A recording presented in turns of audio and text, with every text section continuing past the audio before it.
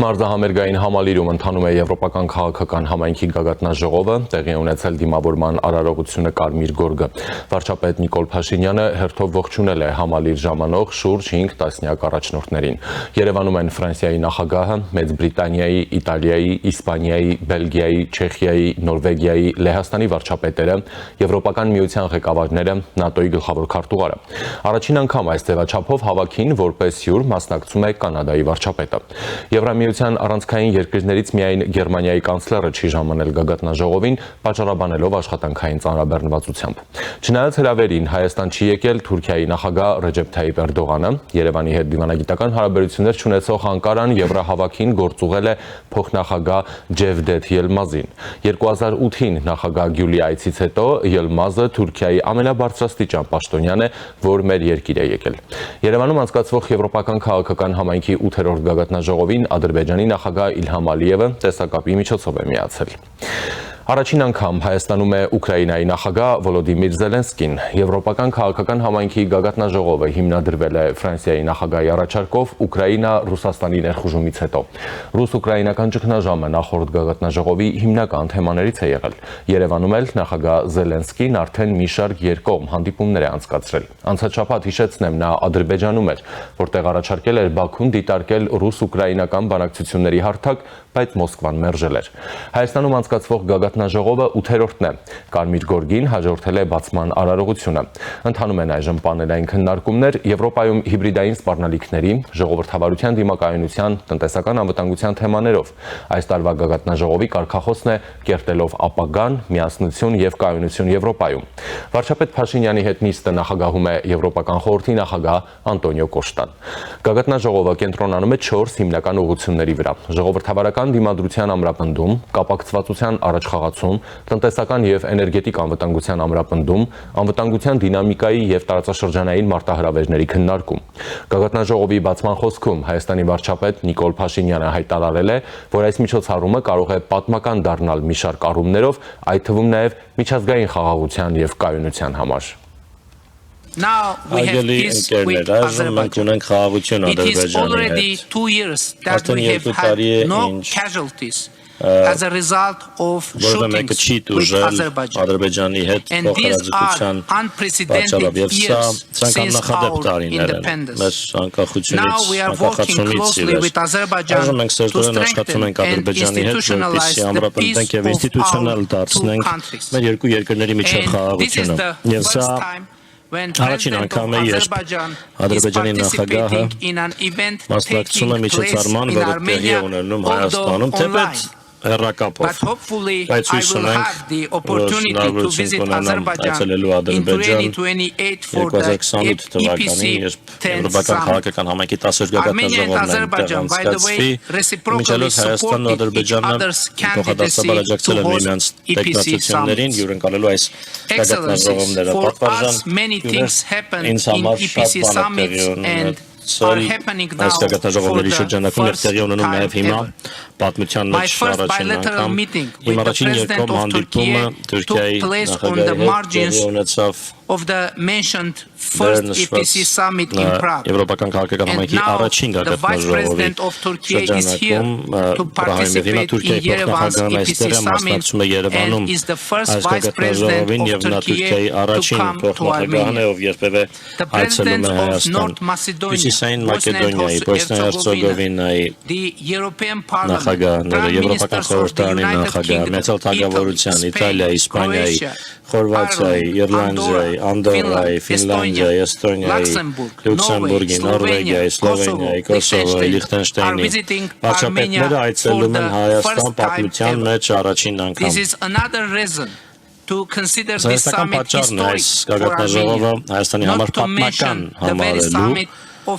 եթե չնշեմ բուն գագաթնաժողովի փաստը, որը եվրոպական այս մասշտաբի առաջին միջոցառումն է, որը պատմության մեջ առաջին անգամ հյուրընկալում է Հայաստանը։ Հարգելի ընկերներ, շնորհակալություն, որ համահեղինակեցիք այս պատմությունը Հայաստանի համար։ Իհարկե, այս գագաթնաժողովը կարևոր է միջազգային համատեքստի համար ևս, հատկապես հիմա, երբ աշխարհի առջև ահագնացող եւ բազմակի մարտահրավերներ են ծառայում Ուկրաինայից մինչև Մերձավոր Արևելք։ Ես հանդգնում եմ հուսալ, որ մեր քննարկումների եւ խոսակցությունների արդյունքում այս գագաթնաժողովը կարող է պատմական գագաթնաժողով դառնալ միջազգային խաղաղության եւ կայունության համար նույնպես։ Եվ ես մաղթում եմ հաջողություն եւ հետեւողականություն այս նպատակին հասնելու ճանապարհին։ Որը պատահից չէ, որ Երևանում լինի, բայց հույս ունենք կլինի մոտ ապագայում։ Տիկնայք եւ պարոնայք, մեծարգո հյուրեր, հարգելի ընկերներ, այժմ ես Եվրոպական քաղաքական համայնքի 8-րդ գագաթնաժողովը հայտարարում եմ բացված եւ մեզ մաղթում արգասաբեր, բովանդակալից եւ ապագային միտված քննարկումներ, շնորհակալություն։ Փաշինյանը հուսով է, որ 2028 թվականին հնարավորություն կունենա այցելել Ադրբեջան, երբ Եվրոպական քաղաքական համայնքի գագաթնաժողովը անցկացվի այդ երկրում։ Նա հիշեցրել է, որ Ադրբեջանի նախագահը առաջին անգամ մասնակցում է Հայաստանում անցկացվող միջոցառման, թեկուզ եւ հեռավար ձևաչափով։ Փաշինյանը հավելել է, որ Հայաստանը եւ Ադրբեջանը փոխադարձաբար աջակցել են միմյանց թեկնածությունները Եվրոպական քաղաքական համայնքի գագաթնաժողովները հյուրընկալելու համար։ Նա նաեւ նշել է, որ իր առաջին հանդիպումը Թուրքիայի նախագահի հետ տեղի է ունեցել Պրահայում Եվրոպական քաղաքական համայնքի առաջին գագաթնաժողովի շրջանակում։ Նրա խոսքով այսօր Թուրքիայի փոխնախագահը մասնակցում է Երևանում անցկացվող գագաթնաժողովին։ Փաշինյանը հավելել է, որ սա Թուրքիայից առաջին փոխնախագահն է, ով այցելել է Հայաստան։ Գագաթնաժողովին Բաքվից միացած Ադրբեջանի նախագահ Իլհամ Ալիևը նշել է. «Մենք ավելի քան 9 ամիս խաղաղ ապրում ենք արդեն ու սովորում ենք ապրել խաղաղության մեջ։ Մեզ համար եւ մեր գործընկերների համար խաղաղությունը արդեն իրականություն է»։ Անցած տարվա օգոստոսին Սպիտակ տանը Վաշինգտոնում Հայաստանն ու Ադրբեջանը ստորագրեցին ընդհանուր հռչակագիր, նախագահ Տրամպը դա նույնպես ստորագրեց որպես վկա։ Հայաստանի եւ Ադրբեջանի արտաքին գործերի նախարարները նախաստորագրեցին այս համաձայնագրի տեքստը եւ մեզ համար եւ վստահ եմ մեր հայ գործընկերների համար խաղաղությունն արդեն իրականություն է։ Այդ փաստից հետո Ադրբեջանը միակողմանիորեն հանեց բոլոր տարանցման սահմանափակումները, որոնք դրված էին դեռ 90-ականների սկզբին, այդ պայից ի վեր մի քանի հազար տոննա բեռ հասել է Հայաստան Ադրբեջանի տարածքով, Ադրբեջանը ել ավելի առաջ գնալով սկսել է մատակարարել մեր նավթամթերքը, մասնավորապես բենզինը եւ դիզելը, առաջին անգամ դեպի Հայաստան։ Համապատասխանաբար ստեղծելով հենք մեր առևտրային հարաբերությունների համար։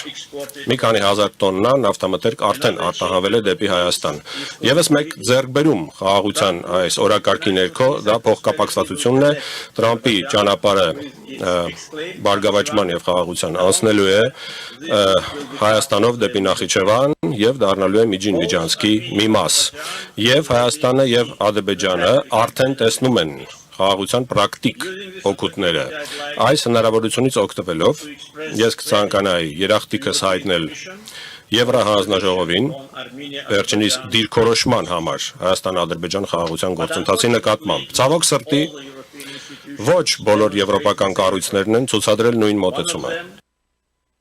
Ալիևը պնդեց, թե Եվրախորհրդարանը թիրախավորում է Ադրբեջանը, տարածելով զրպարտանք եւ սուտ, մեղադրեց Հայաստանի մասին բանաձևեր ընդունելու մեջ։ Նրան հակադարձեց Եվրախորհրդարանի նախագահ Ռոբերտա Մեցոլան, նշելով, Եվրամիության խորհրդարանը ընտրված ներկայացուցիչներով ժողովրդավարական մարմին է, որի բանաձևերը ընդունվում են մեծամասնության ձայնով։ Դրա արդյունքները գուցե անհարմարություններ են ստեղծում շատերի համար, բայց մենք երբեք չենք փոխի մեր աշխատակարգը եւ այն դիրքորոշումը, որը որդեգրում ենք, նշել է Մեցոլան։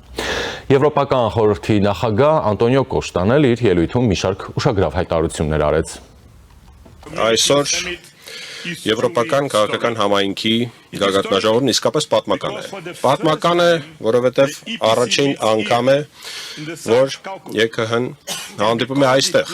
Հարավային Կովկասում, Հայաստանին դնելով Եվրոպայի սրտում, Հենց այնտեղ, որտեղ Հայաստանը պատկանում է։ Հաշվի առնելով վերջինիս հինավուրց պատմությունը։ Սա պատմական է, քանզի այսօրվա գաղտնաժողովը հնարավոր է դարձել Հայաստանի եւ Ադրբեջանի միջև կնքված համաձայնության շնորհիվ, համաձայնության, որը խաղաղության պատմություն է Եվրոպայի համար, Եվրոպայում, որը պետք է տոնվի մի աշխարհում, որտեղ պատերազմները կարծես թե գերակայում են։ Այս համաձայնագրի շնորհիվ է, որ բարելավվել են հարաբերությունները Հայաստանի եւ Թուրքիայի միջև եւ այդ շնորհիվ է, որ այս տարածաշրջանն անցել է փոխակերպման ճանապարհին։ Փոխկապակցված ռազմավարական արդյունաբերական ոլորտները, շուկաները, տրանսպորտային միջանցքները, թվանշային ցանցերը եւ էներգետիկ փոխկապակցվածությունը այսօր ավելին են, քան պարզապես ապրանքները։ Նրանք վստահություն են ձևավորում, ստեղծում աշխատատեղեր եւ հարևաններին հնարավորություն տալիս կապվել պրակտիկ գործընկերական հարաբերությունների եւ համատեղ աճի ներքո։ Եվրամիությունը պատրաստ է վստահելի գործընկեր դառնալ եւ այս տեսլականը դարձնել իրողություն, ապահովելով այս պահի անդառնալիությունը խաղաղության եւ հնարավորությունների բարգավաճման կենսական նշանակություն ունի ամրապնդել Հայաստանի ժողովրդավարությունը պայքարել արտաքին ազդեցությունների եւ ապատեղեկատվության դեմ։ Հայկական ժողովրդավարության ապագան ընկած է Հայաստանի քաղաքացիների ձեռքում միայն։ Կա երրորդ պատճառը, թե այսօրվա գաղտնաժողովը պատմական։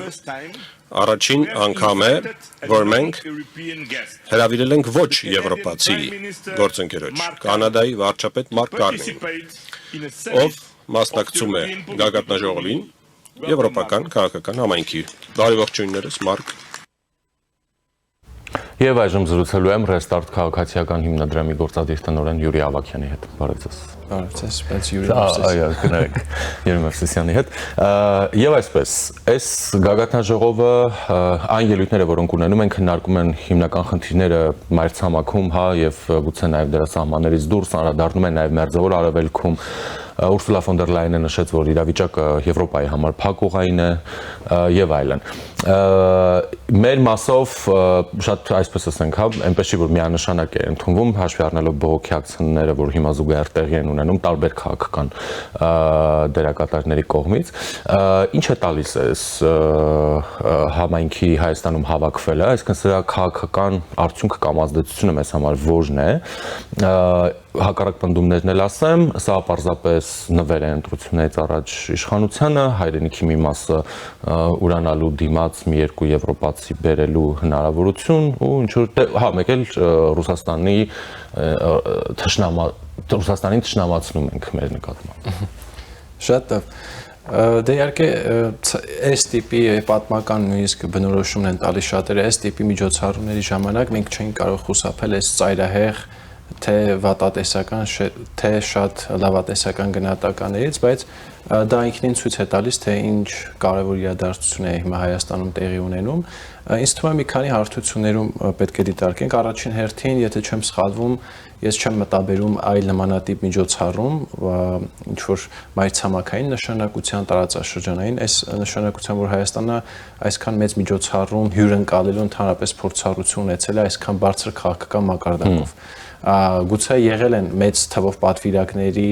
այցեր Հայաստան, բայց դրանց այսպես փաթեթավորումը այսքան մեծ քաղաքական իմաստ ու նշանակություն չի ունեցել, եւ քանի որ այս գաղտնաժողովը բավականին նոր երևույթ է եւ նոր է ի հայտ եկել եւ այստեղ պետք է նշել, որ Ֆրանսիայի դերը եւ անձամբ Մակրոնի դերը, Ֆրանսիայի նախագահի մեծ է եղել,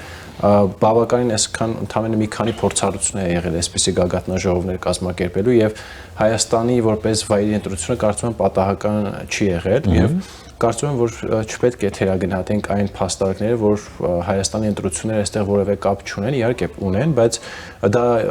ամենևին չի նշանակում, որ սա փորձ է Հայաստանում որևէ ձևով միջամտել ներքին գործերին, սա փորձ է ցույց տալու, որ Եվրամիության երկրները Հայաստանի այս պատմական պահին, երբ որ պետք է տեղի ունենան ընտրություններ, իրենց աջակցություն են ցույց տալիս Հայաստանի մի շարք կարևոր ընտրությունների վերաբերյալ, այսինքն առաջին հերթին, որ Հայաստանի արտաքին քաղաքականության բալանսավորմանը նրանք աջակցում են Հայաստանի ժողովրդավարությանը եւ մարդու իրավունքների պաշտպանությանը, ու այստեղ շատ նորմալ են վերաբերվում, որ հատկապես երբ որ խոսում ենք 26 թվականի ընտրությունների մասին, անդադ խոսում ենք աշխարհակաղակական կոնտեքստի մասին, շատ նորմալ է, որ տարբեր երկրներ ջանում են ցույց տալու իրենց աջակցությունը հստակ արժեքային հիմքով, եւ սա նորմալ է, բայց նորմալ չի լինի, եթե օրինակ այս երկրները փորձեն միջամտել Հայաստանի ներքին գործին, հա, օրինակ ստեղծեն ապօրինի ֆինանսավորվող քաղաքական խմբակներ, ապատեղեկատվություն տարածեն Հայաստանում ընթացող գործընթացների վերաբերյալ, փորձեն տարբեր ձևով ֆինանսավորել այդ ապատեղեկատվություն տարածողներին եւ այլն, կամ օրինակ աջակցեն ընտրակաշառք բաժանող քաղաքական խմբակներ։ Այստեղ կարծում եմ էլի գալիս ենք նույն հարցին, ինչ է նշանակում ներքին գործերի միջամտություն, ինչ է նշանակում ընդհանրապես որոշակի բարեփոխումներին կամ որոշակի քաղաքական կուրսին աջակցություն։ Եվրամիությունը ոչ թե միջամտում է, այլ փորձում է կանխարգելել այն միջամտությունը, որ մենք տեսնում ենք տարբեր երկրներից, ու նոր քաղաքացիական առաքելությունն է, որ Հայաստանում տեղակայվելու մասին որոշումը կայացվեց Եվրամիությունում, հենց այդ քողի ներքո է տարածում։ Եթե Եվրամիությունը որևէ ձևով բացասաբար ազդի իր գործունեությամբ Հայաստանում, օրինակ ժողովրդավարական բարեփոխումների առաջ խաղացման, օրինակ ապատեղեկատվություն տարածի, տարբեր ռուսական օրինակ տեղեկատվական ցանցերի պես, մենք կարող ենք այստեղ խոսել, որ սա ներքին գործերի միջամտություն է։ Ես ավելի շատ այս արտաքին աջակցություն բնորոշումն եմ տալիս, ու Հայաստանի համար այս գագաթնաժողովը նաև այս տեսանկյունից է կարևոր, որ Հայաստանը ի վերջո այս քաղաքակրթական ընտանիքի մաս է կազմել, բայց միշտ քաղաքական առումով մենք մեկուսացած ենք եղել այս քաղաքակրթական ընտանիքից։ Կարծում եմ ինչ-որ չափով կարող ենք ասել Հայաստանի քաղաքական վերադարձը իր քաղաքակրթական, այսպես ասած, ճակերտավոր հայրենիք, որովհետև եթե նայենք Հայաստանը ինչ ինտեգրացիոն process-ներում է եղել մինչև այժմ, եւ իրեն ինչպես է դիրքավորել որպես մշակութային, որպես ինքնության հետ կապված երկիր, մի փոքր չի համընկել քաղաքականն ու մշակութայինը։ Կարծում եմ առաջին մեսեջը սա է, այստեղ պետք է խոսել պրակտիկ քաղաքական արդյունքների մասին։ Տեսնում եք, օրինակ կան դիմադիր քաղաքական ուժերը, որ ասում են, սա ձևական միջոցառում է, մենք ընդհանրապես event management-ով ենք զբաղված եւ այլն, բայց առնվազն Հայաստանի եւ Ֆրանսիայի միջև ռազմավարական գործընկերության մասին հայտարարել, արդեն եւ հնչեց Հայաստանի եւ Բուլղարիայի միջև ռազմավարական գործընկերության հռչակագիր ստորագրել եւ այլն, սրանք գոնե ցույց են տալիս, որ սա ոչ թե պարզապես միջոցառման կազմակերպում է եւ կոնկրետ Հայաստանն է վայր ընտրվել ընտրություններով պայմանավորված, այլ նաեւ սա քաղաքական ուղերձ է, որ հատկապես Ֆրանսիայի առաջնորդությամբ Եվրամիությունը Հայաստանի կողքին է, ու այստեղ Հայաստանի խնդիրն է արդեն իսկ, որը կարող ենք տարբեր կերպ քննադատել մեկնաբանել, ինչքանով ենք մենք օգտվում այս առիթից։ Բայց ընդհանուր բոլոր հարթություններով կարելի է դիտարկել, ու սա նորմալ է, որ օրինակ իշխող քաղաքական մեծամասնությունը ծառայեցնի իր շահերին։ Եթե հիշում եք, օրինակ շատերի հիշողությունը ինձ թվում է այստեղ մի փոքր կաղում է, ժամանակին ես հիշում եմ, որ ռուսական կողմից էր, հա, այսպես որ տեխնացուն ունենում է ռուսական կողմի աջակցություն, ասում են դե սա արդեն ռուսների տեխնացուն է, նույնիսկ դրական էր դա անցալվում եւ այլն, կարծես թե այն ժամանակ այդ նույն մարդիկ այդքան էլ քննադատաբար չէին վերաբերում, երբ որ Հայաստանի ներքին գործին ուղղակիորեն միջամտում էին տարբեր բաներ կորզելով Հայաստանից, ես տեսնում եմ, որ Եվրամիությունը ոչ թե Հայաստանից կորզում է, ու կարծում եմ բոլորն են տեսնում, այլ ստեղծում է մի միջավայր, երբ որ Հայաստանը մի կենտրոնից կախված չի լինելու եւ ստիպված որոշումներ չի կայացնելու։ Շատ լավ։ Դե կարևոր է ինչ որ Հայաստանը ինչպես է կարողանալու սա, այսպես ասենք, հա կապիտալիզացնել, սրանից ինչ է քաղելու։ Եւ հա, այդ հարցը բոլորին է հուզում, ասում են,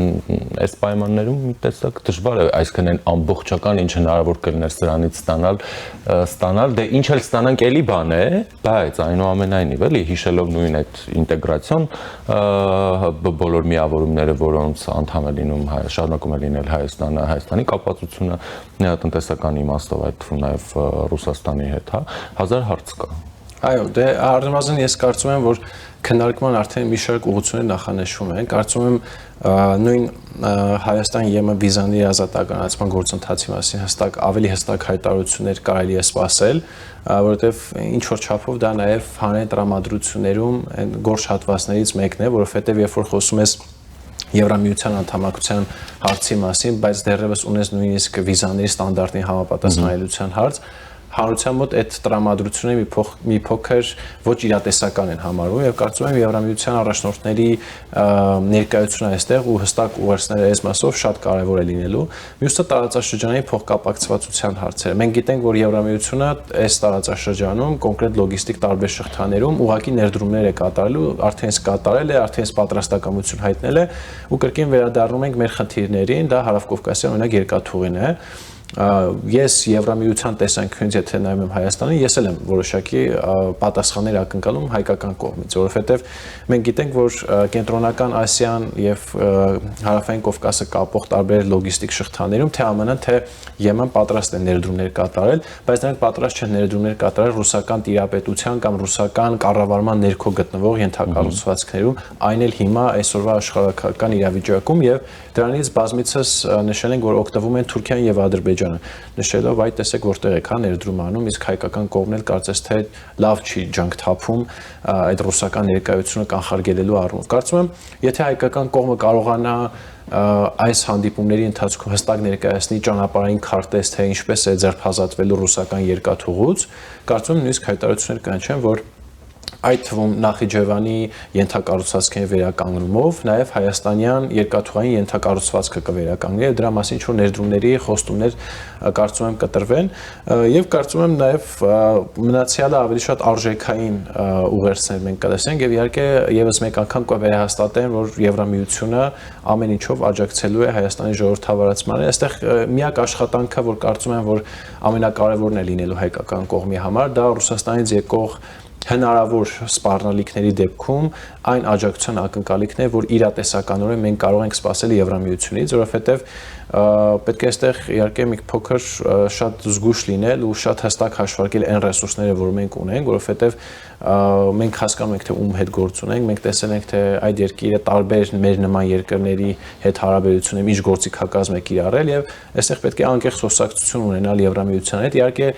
ոչ հրապարակային տարբեր ինֆորմացիաներ, տեղեկատվություններ կան, օրինակ Եվրամիությունը տարբեր պահոստային ֆոնդեր է նախատեսել Հայաստանի համար, օրինակ եթե գազի թանկացում լինի կամ եթե օրինակ առևտրատնտեսական տարբեր միջոցներ կիրառեն Հայաստանի նկատմամբ, բայց սա լավ առիթ է վերջնական այդ բոլոր հարցերը մեկ փաթեթով կարգավորելու համար։ Ես դա ուզում հարցնել այդ աջակցությունը ինչպեսին պիտի լինի իրավիճակի նման զարգացման դեպքում փող արտահանում, հա, այսինքն նույն օրի Փողը առնվազն կարճաժամկետ հեռանկարում է, հա, օրինակ տեսեք, ասում են, եթե մենք հրաժարվենք օրինակ ռուսական գազից, այլընտրանքները շատ չեն։ Խոսել Իրանի մասով, էլի շատ դժվար խոսակցություն է, որտեղ առնվազն մենք շատերը զարմանում են Հայաստան այսօրվա պայմաններում, Իրանի հարևան Հայաստանում տեղի ունենում Եվրամիության ինչ-որ միջոցառում։ Սա արդեն իսկ զարմանալի ինչ-որ բան է, հա, բայց խոսել նաև Հայաստան-Իրան այլընտրանքի մասին, որպես այլընտրանք Ռուսաստանի նկատմամբ, եւ խոսել Հայաստան-Ադրբեջան այլընտրանքի մասին եւ այդտեղ անկկալել Եվրամիության աջակցությունը, կարծում եմ կարեւոր է։ Իսկ փողը ես չեմ կարծում, որ եթե Ռուսաստանը ինչ-որ միջոցներ կիրառի, միայն փողը Հայաստանին փրկելու է, Հայաստանի երկարաժամկետում ավելի շատ կոնկրետ մեծ ենթակառուցվածքներում աջակցությունն է փրկելու եւ իհարկե այն ինչ-որ արդեն իսկ արվում է, այն աջակցությունը, որ արդեն տրվում է, այսինքն այս հիբրիդային գործիքակազմի նկատմամբ Հայաստանի դիմականություն բարձրացնելու առումով, այս քաղաքացիական առաքելությունը, եթե ուշադիր է եղել, ինքը միայն ընտրությունների համար չի ժամանում, ավելի շատ ինքը նաեւ հետընտրական գործընթացներում Հայաստանին աջակցելու մասին, որտեղ ով է ասում, որ ընտրությունից հետո Ռուսաստանը հիբրիդային գործիքներ չի կիրառելու։ Առնվազն պետք է այս հարցում մենք մի փոքր ավելի տենց հողի վրա գտնվենք, որովհետև հիբրիդային գործիքակազմը կիրառվի այն ժամանակ, երբ որ Հայաստան կոնկրետ որոշումներ կայացնի։ Ես կարծում եմ, որ միջև ընտրությունները որոշակի որոշումներ հետաձգվելու են։ Այսինքն պայմանավորվածություն կա ներքաղաքական իրավիճակի հստակեցումից հետո նոր Հայաստանը ընտրություններ կատարի որոշակի հարցերում, ու հենց այստեղ է պետք գալու արևմուտքի աջակցությունը Հայաստանի։ Ընտրություններից հետո, բայց այդ ընտրությունները ինչ որ արդյունքի մասին ենք խոսում, որ այդ որոշումները կայացվեն։ Առնվազն կարծում եմ բոլոր աշխարհական կենտրոններն ինչ որ կոնսենսուս ունեն Հայաստանի ընտրությունների մասով, որ քանի դեռ հստակ իրավիճակ չի ձևավորվել ազատ արդար ընտրությունների արդյունքում, որոշակի հարցեր կարելի է հետաձգել։ Օրինակ պատկերացնում եք հիմա Հայաստանը օրինակ սկսի ինչ որ process Հարավկովկասյան երկաթուղու նկատմամբ եւ օրինակ հունիսի 8-ին ձևավորում մի իշխանություն, որը ասի ժողովուրդ կարծես թե միութենական պետությունը այդքան էլ վատ բան չի։ Եվրամիության ազատականացման հարցը, այդ վիզաների ազատականացման հարցը կարելի է մի կողմ թողնել եւ այլն, այսինքն շատ կարճ ժամանակում կարող է շատ բաներ փոխվել, անկախ այս պահին օբյեկտիվ, չգիտեմ, հանրային հարցումներով ինչ իրավիճակ է, պարզը բոլորն հասկանում են, որ 2 ամսում որևէ հստակ փոփոխություններ ակնկալել Հայաստանից դժվար չէ, բայց առնվազն գործող քաղաքական մեծամասնությունից քաղաքական խոստումներ ակնկալում են, որովհետև շատ նորմալ է դա, հա, երբ որ տարբեր ուժային կենտրոններ ուզում են հասկանալ ներքաղաքական այս ներկապնակում ով ինչպես է դիրքավորված, բայց ինչ կարող է փոխվել, այդ կախված է արդեն հունիսի 7-ին կայանալիք ընտրություններից, եւ ես չեմ կարծում, որ ցանկացած քաղաքական կուսակցության ընտրության դեպքում ոնց որ արդյունքը նույնն է։ Բարձր է այստեղ նաև այս ընտրությունների մասին շատ խոսելով, անդադար ասում ենք աշխարհակաղակական կոնտեքստ, հենց դա նկատի ունենք, այսինքն X քաղաքական ուժերի դեպքում, օրինակ կարելի է նույնիսկ անվանական շեշտել, իհարկե օրինակ քաղաքական մեծամասնություն ասում է պատերազմի կուսակցություն, եռագլուխ կուսակցություն եւ այլն, մենք առնվազն կարող ենք ասել պրոռուսական կամ հայկական գոնե վերջին 2 տարիներին բալանսավորման արտաքին քաղաքականությունը մերժող կուսակցությունների իշխանության գալու դեպքում եւ այդ մասին ենք անկեղծ հայտարարում են, այնպես չի օրինակ հիմա օրինակ ուժեղ Հայաստան կուսակցությունը հակառակ բանն է հայտարարում, օրինակ չի ասում, հա մենք գալու ենք ԵՄ-ի անդամակցության հայտ ներկայացնենք, հաստատ նման բան չի, շատ անկեղծ են ու դա էլ գնահատելի է, կարծում եմ ընտրողը պետք է վերջնական ընտրություն կատարի։ Դե այո, այսօր Անտոնիո Կոշտան եւս ասաց, որ Հայաստանի քաղաքացին է ընտրելու Հայաստանի ժողովրդավարության ապագան, այսպես ասած, Զելենսկին դե ամենահետաքրքիր այցերից մեկը, հիմա Զելենսկուն նախ դիմավորման ժամանակ տարբեր լրագրողներ նրան հարցեր էին տալիս ֆոսֆորի հայտնի թեմայով, որ հերկվեց մի 1000 անգամ, բայց այնուամենայնիվ այդ պնդումները շարունակվում են, բողոքի ակցիայի ժամանակ էլ դրանից են խոսում, որ նա երեսպաշտ է, Բաքվին զենք է վաճառել, չգիտեմ, այս կողմ այն կողմ, հետաքրքիր է, որ նման սկզբունքային մոտեցումը ենթադրաբար, եթե դա սկզբունքային հարց է, ենթադրում եմ հայրենիքի մասն են մարդիկ խոսում, պիտի որ սկզբունքային լինի, պիտի դրսևորվի ենթադրաբար բոլոր դերակատարների նկատմամբ, ովքեր որևէ առնչություն են ունեցել այդ հարցում, հա, զենք են վաճառել, քաղաքական աջակցություն են ցուցաբերել, ինչ որ արել են։ Ապա տեղեկատվություն չէ, էլի իրականացիայով, բայց չի դրսևորվում։ Հիմա լավ են անում, մարդիկ գնացել բողոքում են, հա, ինչ ուզում են, թող բողոքեն, եթե խնդիր ունեն, բայց այստեղ կասկած կա, էլի այդ անկեղծության եւ իրականում գուցե կան այնտեղ մարդիկ, ովքեր անկեղծ գնացել են իրենց խնդիրները բարձրաձայնելու, գալիս են այս մարդիկ եւ այդ ամեն ինչը ստվերում են ուղղակի։ Ես այնտեղ օրինակ տեսա, որ մեր, չգիտեմ, արցախցի եղբայրներն ու քույրերն են բողոքի ակցիա, ես այդքան էլ վստահ չեմ, որ իրենք հասկանում են որտեղ են գտնում այդ պահին, բայց այնտեղ տեսա որոշակի մարդկանց, ովքեր ավելի շատ այդ բողոքի ակցիայի կազմակերպիչների մեջ էին մտնում։ Ինձ ուղղակի մեկ բան է հետաքրքրում, երբ որ օրինակ նույն Ղարաբաղում տեղի ունեցած էթնիկ զտման առումով մեղադրում են Մակրոնին, ինչ մի փոքր ինձ համար ու մեղադրում են Պրահայի հայտարարության կոնտեքստը, այսինքն Պրահայի հայտարարությունը եղել է 22 թվականի հոկտեմբերին, Լեռնային Ղարաբաղում էթնիկ զտումը, որտեղ եղել է Ռուսաստանի խաղապահները, որոնց պատասխանատվության գոտին է դա եղել 23 թվականին, բայց օրինակ մենք չենք տեսնում, հա, երբ որ ռուս բարձրաստիճան պաշտոնյաներ ինչ որտեղ նրանք տեսնում են, թեկուզ Հայաստանում կամ ինչ որ օրինակ տեսնում են Զախարովայի բրիֆինգներին են նույնիսկ հայ լրագրողները երբեմն լինում են, օրինակ այդ հարցերը չեն բարձրաձայնվում, ինչ որ ակցիաներ տեղի չեն ունենում, օրինակ ռուսահայ համայնքի կազմակերպությունները, օրինակ միայն կարծես թե ակցիաներ իրականացնում են Հայաստանի իշխանությունների դեմ։ Ես օրինակ կուզեի այդպիսի ակցիաներ լինեին, օրինակ այնտեղ գտնվող բարձրաստիճան պաշտոնյաների, օրինակ գրասենյակների, աշխատասենյակների, ինչու ոչ նաև տան շրջակայքում, որովհետև նրանք պաշտոնյան եւ այնպես չէ, իրենց անձնական տներում են, պետական պահպանության